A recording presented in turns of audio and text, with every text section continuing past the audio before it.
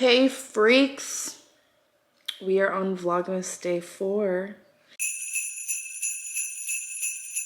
I can't believe we got here so fast. I know you're probably looking at me and thinking, bitch, why do you look like that? And I'm gonna keep it a buck fucking 50. I'm sad. I sad. This morning has been a hard morning. Yesterday we spoke a bit about my plans for today, and I had a court-ordered mediation via Zoom at 9 a.m. And I set my alarm for 7, and I just snoozed and snoozed and snoozed and snoozed until 8:30. And so 8:30 rolls around, I look at my clock and I'm like, oh my gosh, I have to get up. I got up, like quickly did my makeup with whatever energy I had, and came downstairs and sat and did the Zoom, and the outcome of it wasn't what I was hoping for or expected. I can't talk about it publicly per the terms of the mediation agreement. So I won't, because I don't want to drag this on any longer than it has to be, but I'm just really angry. And it has me wanting to sit down here with you guys and have a real talk. And when I say real talk, I mean a real talk. There's so much that goes on behind the scenes that people don't know. At the end of the day, social media is exactly that, social media. You're meant to see the highlight reels. You're meant to see the best moments, the beautiful sunsets and the nice meals. But what you don't see are the days where I can't get out of bed, where I haven't seen the sun all day because the blinds are closed and the curtains are drawn. The days where I can't bring myself to eat because I am too sad to eat, or the days where I am so sad that I can't stop eating. I have a lot going on in my head, and I'm not doing the best mentally, and I'm trying to be very forgiving of myself, considering I did just have a kid and postpartum depression is very, very real. In the last year since I've had my son, it has been a constant battle. A battle with suicidal ideation. And I haven't, obviously admitted much of this publicly, because why would I? It's embarrassing, it's private, it's meant to be, something that I deal with alone. I'm an adult. Why would I talk about these things publicly? But I do feel like with a platform, I would hope that somebody that's struggling, that's hurting, would come across my page and it would make them feel a little bit better. Just like in times where I was struggling and hurting, and I'd come across someone's page or someone's video that would change my perspective on something and make me feel better. So yeah, this past year has not been the easiest on me. So much in my life has changed from me starting OnlyFans in 2020 and, no kid. I was doing great financially. I was thriving mentally. I was taking trips. I was making time for myself. I was hanging out with friends. I had a personal trainer. I was going to the gym. I was trying to eat good. I was eating the foods that made me happy. It is so crazy how my life has made a full kind of 180. Not to say I was even happy back then, though. I catch myself very often thinking back to the person that I once was and the person that I am now. And even then I wasn't happy. Even then I cried myself to sleep, and I had all of these emotional problems and burdens, and that hasn't changed. It just looks a little different for me now. OnlyFans this year has not been as lucrative as it has been in the past for me. And it's embarrassing to admit that, because I have all of this content of myself in my most vulnerable state readily available for people to watch for free, paid, leaked, whatever. And I don't really have much to show for it right now. I have to take that back though. I have a roof over my head. I have running water and lights. Don't cry. I have running water and lights. My kid is fed. I am fed. But it has been a journey. It has been a journey. It's been pretty hard on me this last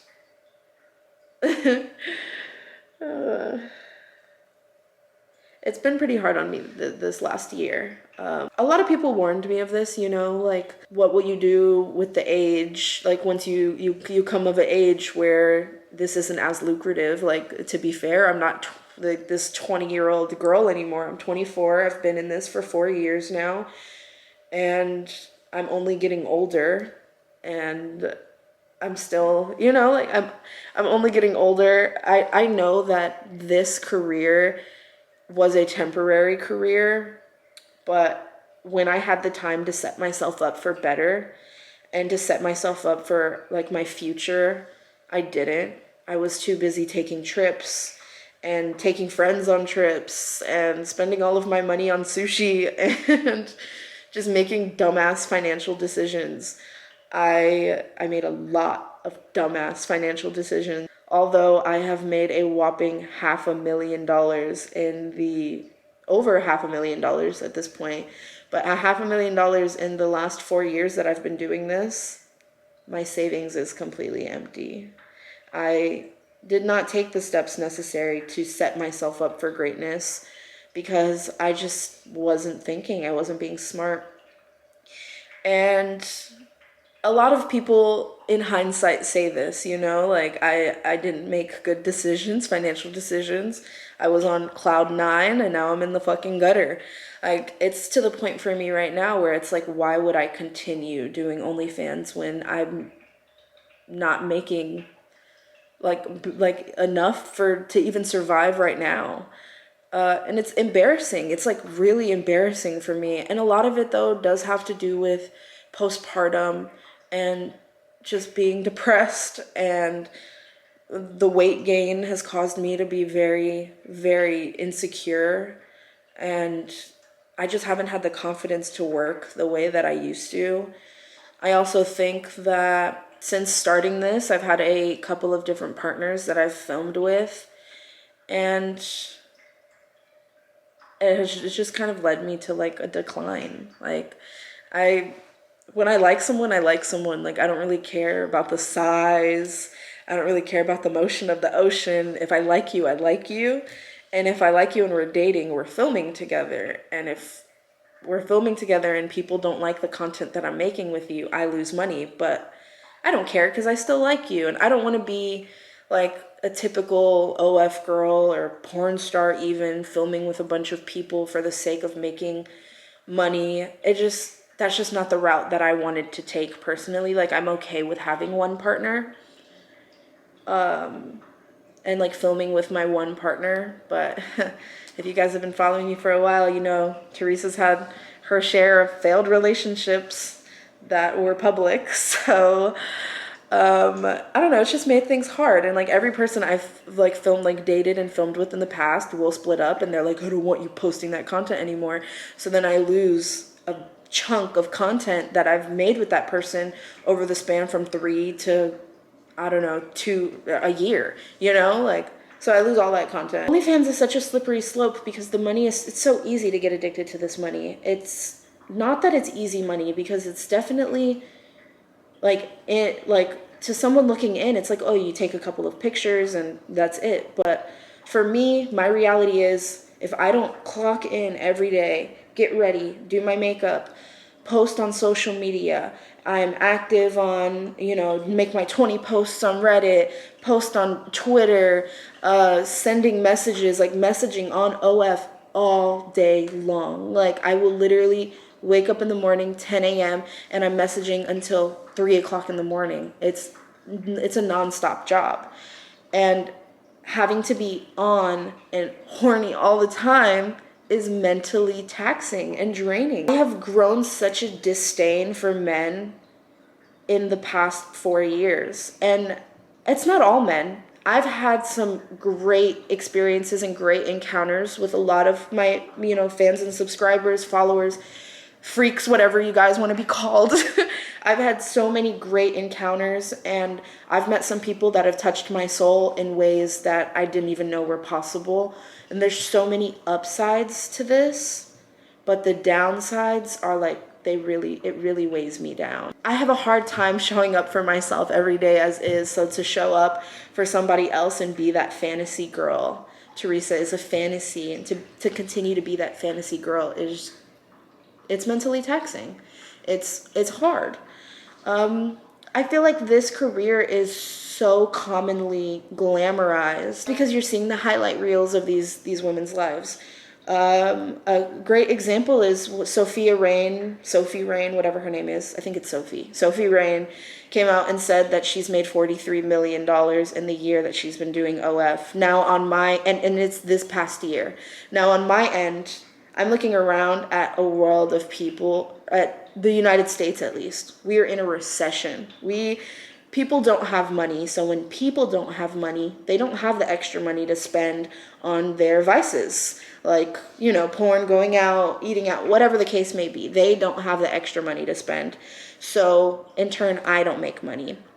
And I've been putting myself down, like, all year about just like people don't have money, so I don't have money and I'm struggling. But then I see something like Sophie Rain post that she's made $43 million, and I'm like, no shit, people don't have money. Everybody's giving it to her. And I don't know, it's just like mentally taxing, especially considering she's a more lewd creator. Like, she doesn't post like very explicit, as far as I know. I can't bring myself to subscribe to figure this out, because then I'm just gonna be making the bitch richer. I don't know, I catch myself being a little, like, feeling just like a little iffy, but there's so many factors that play a role. Age, my weight gain, like, there's so many different factors that play a role. But even Sophie Rain came out and said, like, even though I make this money, don't go quitting your jobs thinking you're gonna make the same amount of money as me. This isn't, this job shouldn't be glamorized. I don't know. I don't have it verbatim. I'll put the tweet right here. Okay? Y'all can read it. All right, you done? Too bad. Rewind and pause. She posted that, and I was very grateful to have seen that. Not only her, but Corinna Kampf came out. Is that her last name, or did I just say a slur? Whatever. Corinna came out and said that she's quitting OnlyFans herself, and she said that she just doesn't like how people view her, how she's been looked at, and so she's quitting, but she's stepping out slowly because the money, it's hard to step away from this money. The very obvious answer that I know you guys are gonna give me is, Teresa, just quit. Like, if you're unhappy, if you don't want to do it, just quit. But although I'm not making like a crazy amount of money, I'm still making enough to barely scrape by, like pay my bills and barely scrape by. And I also get to stay at home with my son. I also get the freedom of being able to hang out with friends and family when I want. And it's just like a slippery slope, It's two sides of a fucking coin dipped in shit, basically.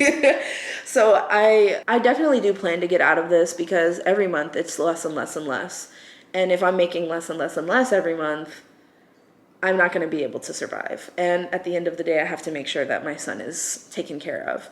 So I do plan to step out of this. I actually want to start going to barber school, get my barber's license, and start that journey. Do I know if it's something that will not work out for me, because it'll definitely work out for me. I'm a little apprehensive on the thought of going to school because it is such a long commitment. But bitch, if I could commit to that man that cheated on me, I could commit to anything. Yeah, no, so I'm just like mentally, financially, physically, just not doing great, like all around. And the goal is to get into something else, so that way I can like start to slowly step back from OnlyFans. I would love to stay on social media, and that's kind of like what we're doing here with the vlogs. Like, I want to kind of ease my way into being able to stay on social media and also being able to make it somewhat profitable without having to be naked online. Because I'm quite frankly fed up. I would love to be a wife one day, and according to what is his last name? Myron Bynes? The fuck is it? Myron Gaines. According to Myron, 304s don't deserve love. Shout out to you, Myron. I am cooked. I'm quite literally cooked. IDK, this vlog is going to be a little longer than my other ones because I do plan to leave a lot of this little rant in. Some of it is going to get cut out, I'm not going to lie.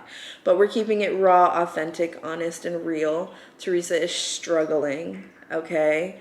But we are going to try to remain positive and just keep it pushing because that is quite literally all we can do.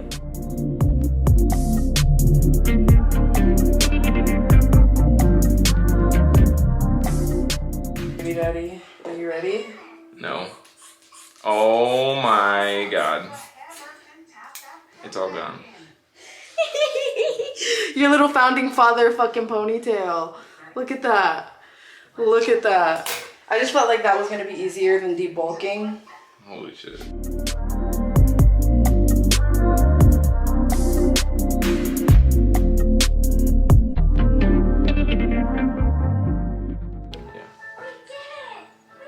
I may have fucked up.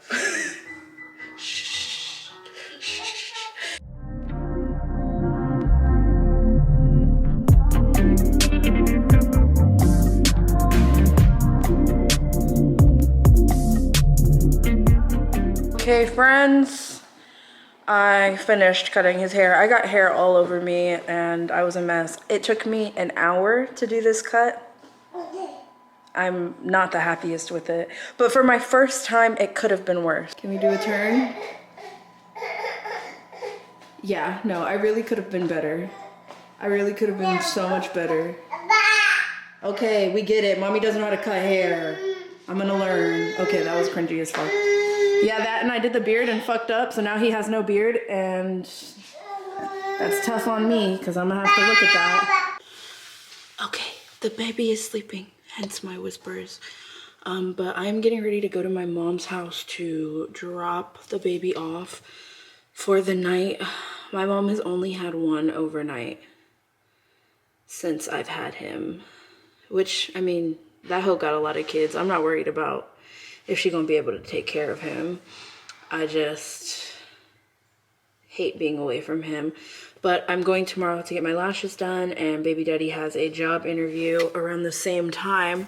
So I think I could have canceled my lash appointment, but I didn't really want to do that. I'm kind of contemplating ending the vlog here, but I don't think I should do that. I should wait until I'm at my mom's, right? So that way you guys can meet my mom, even though some of you already have. Nasties.